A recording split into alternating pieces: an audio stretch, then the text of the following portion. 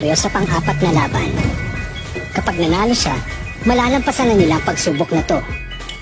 Pero, manalo kaya siya?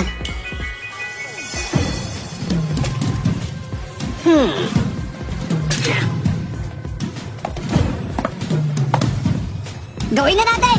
Tatapusin ko na yung laban na to! Itapon niyo na yung basurang yan at iharap niyo sa akin ang susunod niyo na pambato! Hindi namin magagawa yun. Ano ka mo? Hindi namin siya pwedeng tanggalin sa entablado.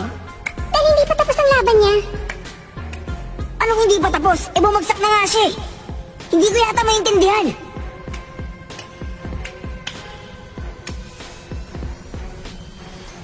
Hindi pa tapos dahil buhay pa siya. Nawala lang siya ng malay. Nalimutan niyo na ba? Deathmatch ang pinili nila. Hindi matatapos ang laban hanggat hindi namamatay o sumusuko ang isa sa kanila. Buhay pa siya at hindi pa siya sumusuko. Kaya tuloy pa ang laban. Kainis! Sagabal pa yung mga patakaran na yan. Sa bagay, may katuturan din naman ang mga sinabi niya. Sangayon din ako. Ganun pala. Bumalik ka na doon, Kurapika. Yung pangit na kalaban mo, buhay pa daw. Tapusin mo na. Ayokong gawin yun. Oh? Bakit ayaw mong gawin? Dahil natapos ng laban naming dalawa. Sumuko siya. Umayaw na siya bago ko pa siya sinuntok. Hindi na niya gustong lumaban pa. Hindi ako pumapato sa isang bumagsak na at ayaw ng lumaban. Nagbibiro ka ba? Ano nang gagawin natin ngayon? Sinabi nilang hindi pa daw tapos ang laban mo, kaya tapusin mo na. Hintayin niyo siyang magising. Ha? Pagising niya, hayaan niyo siyang magsabi kung tuloy ang laban namin o hindi. Ano ka ba naman? Nakalimutan mo na ba na may time limit tayo dito? Wala na tayong oras para umupo at maghintay. Sinabi ko na kaya ko siyang tapusin. Bakit ka ba nagmamatigas? Alam mo, kung ayaw mo gawin, pwedeng ako nang gagawa. Kiluwa! Hindi ka pa nakapatay kahit kailan, no? Takot ka ba? Hindi ko pa napagnilayan kung nakakatakot bang pumatay ng iba o hindi. Pero kahit na ba, one-on-one ang laban. Hindi ka nila papayagang makialam. Siguro nga tama ka. Pero kasi, nagtutulungan tayo bilang isang kupunan, kaya hindi ka dapat makasarili. Ah, may kabuluhan din palang mga sinasabi mo. Ipagpatuloy mo lang yan. Kita mo, apektado ang lahat sa ginagawa mo. Pasensya na pero hindi pa rin magbabago ang isip ko. Ang tigas talaga ng ulo mo, ha? Okay! Magkaroon na lang tayo ng putungan! Kung gusto niyo tapusin ni Kurapika ang sinimulan niya, pindutin ang bilog. Kung pahit kayong walang gawin, X! Okay, go! Bakit ganon? Hindi ko magana! Baka kasi tayo nagtatanong sa sarili natin. Huh? Kinukwenta lang ng orasan ang mga sagot natin kapag galing sa examiner ng tanong. Oo nga pala. Nadala lang ako nun. O sige! Mano-manong butuhan na lang tayo! Lahat ng gustong tapusin ni Kurapika ang kalaban, itaas ang kamay!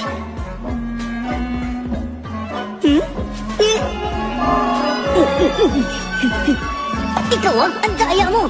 Kanina lang pinapagalitan mo din yan si Kurapika, hindi ba? Sabi mo isang kubunan tayo, isang kubunan! Pero wala namang silbi. Kahit anong gawin natin, hindi siya makikinig. Ikaw, Gon, bakit hindi ka nakikisama? Sige nga! Sangayon ako sa sinabi ni Kurapika. Sumuko na yung malabang kaya sobra naman kung tatatuloy pa siya. Hintayin na natin siyang gumising. Ang problema nga, hindi natin alam kung kailan pa yun. Pwede lang sana eh. Mali naman na ipilit mong gusto mo sa iba. Dapat tanggapin mo magkaiba tayo ng karanasan at pag-iisip. Walang humingi ng opinion mo kaya manahimik ka dyan, pwede? Pero pa siya na nakararami ang sinusunod kaya dapat isaalang-alang din ang opinion ko. Ayoko na nga! Kung ayaw nyo makapasa sa exams, magdusa tayo pare-pareho! Yorio! Bakit ba ako nalang lagi ang kontrabida? Nagtampo na siya. Mababaliwala lang lahat kung may ipit tayo dito. Bakit hindi nila maintindihan yun? Buti pa pabayaan na lang natin sila. Eto na, nabiktima na sila ng batas na nakalalamang. Nagkagulo na sila. Sa unang tingin, hindi komplikadong bagay sa pagitan ng 5 taong kakikilala pa lamang ang magdesisyon para sa ikabubuti ng lahat gamit ang batas na yon. Mukhang pumapabor sa opinyon ng bawat isa ang patakarang ito. Pero kung iisipin, kabaliktaran talaga ang nangyayari. Pinipigilan nito ang opinyon ng kakaunti o sumasalungat. At kapag paulit-ulit pinapunta sa panig ng minorya, mararamdaman mong pinagtutulungan at iniitsipwera ka. Magbubunga ito ng di pagkakaunawaan at samaan ng loob. At doon na, magsisimula magkawatak-watak ang grupo. Baka nakakalimutan nyo na lahat tayo magkakakompetensya dito sa Hunter Exams. Walang iisa sa atin ang papayag na masayang ang lahat ng pinaghirapan natin at masira ang pag-asa natin makapasa dahil lang sa pagkakamaling nagawa ng iba. Pero dahil masyado na rin siya nagpadala sa paligsahan ito, sinubukan pa niyang gamitin ang batas na nakararami para masunod ang kagustuhan niya. Sa halip na hingi ng opinyon ng lahat, ipinagdiinan niya muna ang opinyon niya at saka siya humingi ng mga boto at nung hindi gumana yon, inulit pa niya ang botohan sa mas malalang paraan. Di tulad ng pagpindot sa buto ng napili mong sagot sa relo. Malalaman mo agad kung sinong hindi sumasang-ayon sa nakararami at mapipilitan na natitirang miyembro na huwag nang ipaglaban ang opinyon nila. Kapag may isang nakaramdam na hindi binibigyang halaga ang opinyon nila o palaging may kinikilingan ng pagpapasya ng grupo, unti-unti magkakaroon ng pagdududa na mauuwi sa di pagkakaisa. Papunta na kami dun at nakikita ko ng lahat kami papagsak sa Hunter Exams. Hindi na sila magtatagal.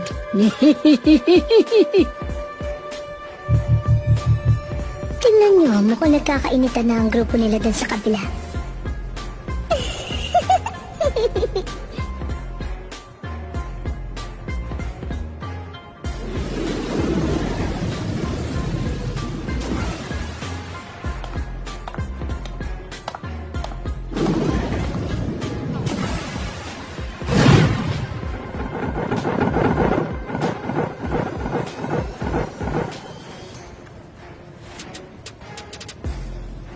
Sa wakas, dumating ka na rin. Hisoka. Hindi ako examiner ngayong taon. Nandito ako para magiganti. Wala akong ibang inisip mula nung exam nung nakaraang taon, kundi wakasan na ang buhay mo. Pagbabayaran mo ngayon ng mahal ang ginawa mo sa mukha ko! Pinapahiwatig ng mga peklat din sa mukha mo na wala kang kakayahan maging examiner. Tama ba nga kung sisihin mo sa kakulangan mo? Tama ng daldal! Humanda ka ng mamahalam! 2 sandata ba?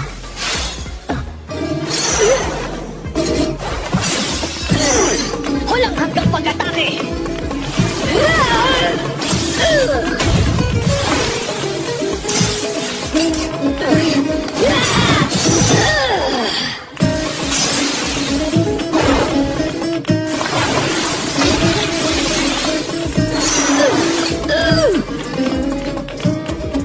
Hindi ba tayo tapos?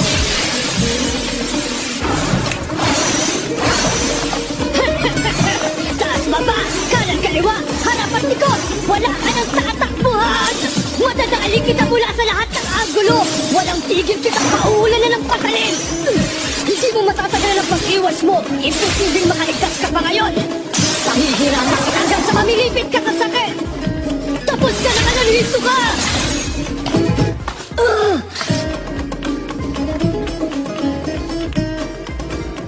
Totoo nga mahirap iwasan ang sunod-sunod mong pag-atake. Kaya ang dapat lang gawin ay patigilin ng mga patalim, hindi ba? Hindi maaari. Kalahating taon ang ginugol ko para lang masanay ako sa pagsalo ng mga patalim na to. Ayos ba? Akala ko mahirap gawin, ang dali naman pala. Maraming salamat sa paglibang mo sa akin.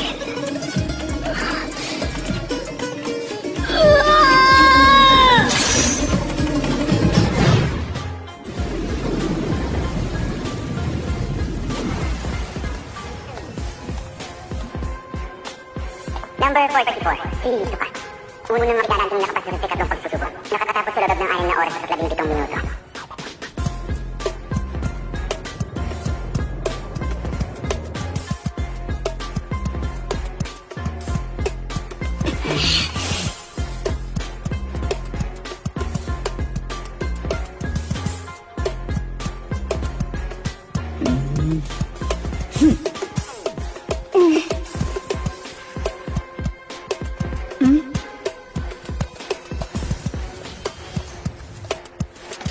Bakit? May problema ba dyan, Gun?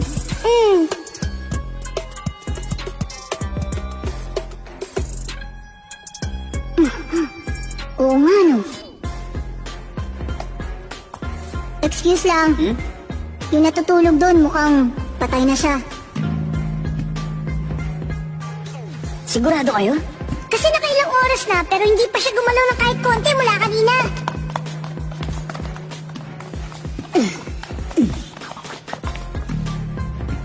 Hindi pwede. Masyadong malayo mula rito. Hindi ko masabi. Kayo dyan! Lalapit kami! Gusto naming inspeksyonin ang katawan niya! Anong sabi mo? Sabi ko, gusto kong lapitan ang katawan ni Bulas dahil tingin namin patay na siya. Sinabi ko na sa inyo kanina, hindi siya patay, wala lang siyang malay. Walang natutulog ng ganyan katagal nang hindi gumagalaw. Wala kaming tiwala sa inyo kaya gusto namin makita. Kung gano'n, gusto mo makipagpustahan? Pustahan? Ano naman pagbupustahan? Ano pa, edi kung buhay pa siya o patay na? At ano naman ang gusto niyong ipusta namin dito? Oras. Oras? Yun na lang ang paraan na gawin natin sa laban, pustahan. At oras ang isusugal natin. Tumingin kayo sa monitor sa dingding. Pareho tayong may 50 oras na ipampupusta. Pero dapat ang halagang isusugal ay namumultiplika ng 10. Magpapatuloy ang laro hanggang wala nang matirang oras ang isa sa atin. Larong oras ang isusugal. Magsasalit-salit tayo sa pag-iisip ng pagpupustahan. Kapag matalo kayo sa sugal, mababawasan ang time limit yung makalabas sa tore ng 50 oras. Paano kung kayo naman ang matalo? Madadagdagan ang sintensya namin ng 50 taon. Kung katanggap-tanggap na sa inyo ang mga kondisyong yon, ako na mismong titingin kung buhay pa ang isang to. Celero, May sentensang 112 taon sa kasong endangered species, trafficking at illegal na pagsusugal. Mukhang pasok na pasok sa mga hilig niya ang ganitong laban. grabe, ibang klase din ng babaeng to. Para isugal niya ang oras nila sa bilangguan. Pag-isipan mong mabuting isasagot mo, Leorio.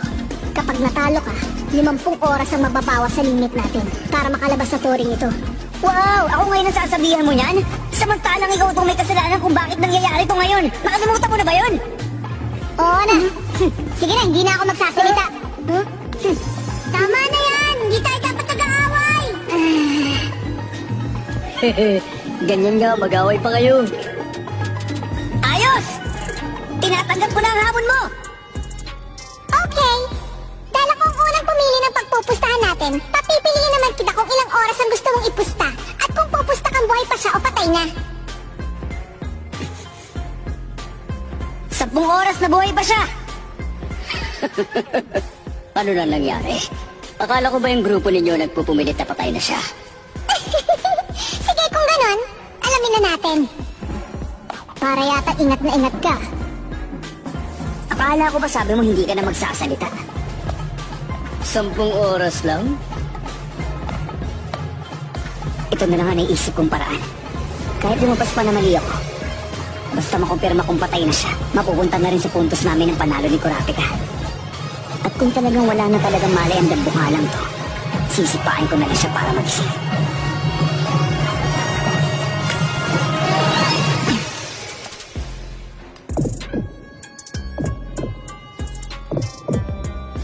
Diba? Sabi ko sa'yo wala lang siyang malay. Mukhang gano'n na nga. Yes! Nauna nang nakalamang ng punto si Leorio. Tagilid tayo. Tingin ko, buhay nga ang isang yun pero baka hindi na siya magising. Anong ibig mong sabihin? Naalala niyo kanina, nung nalapitan siya tinignan ng presong babae? Oo, bakit? Akala namin nung una, patay na siya dahil ang tagal niyang hindi gumagalaw. Pero naisip ko na mas magiging pabor sa kanila kung mananatili siyang buhay at walang malay. Kapag hindi siya nagising bago matapos ang exams, hindi tayo makakaalis dito. At katumbas nun, mababawasan agad ang mga sentensya nila ng 72 taon. Ibig sabihin kapag hindi siya nagising, hindi na tayo makakaalis. Sinulit mo yung sinabi ko eh. Yun palang balak nilang gawin mula nung una pa lang. Ngayon ikaw naman ang mamili. Sabihin mo kung anong gusto mong pagpustahan. Ano nga ba?